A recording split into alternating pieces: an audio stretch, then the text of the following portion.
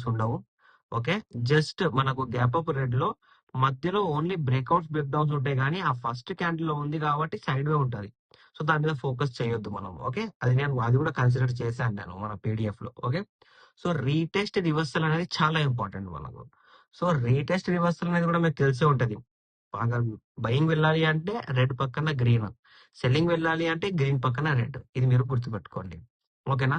ఇలా మార్కెట్ లో gap up అవుతే సపోర్ట్ తీసుకోవాలి అంటే ప్రీవియస్ హై, ప్రీవియస్ క్లోజింగ్, లేదు మీద సపోర్ట్ ఎక్కడైనా తీసుకోవాలి అంటే ఓపెనింగ్ క్యాండిల్ బ్రేక్ డౌన్ ని బ్రేక్అవుట్ చేయాలి. ఓకేనా.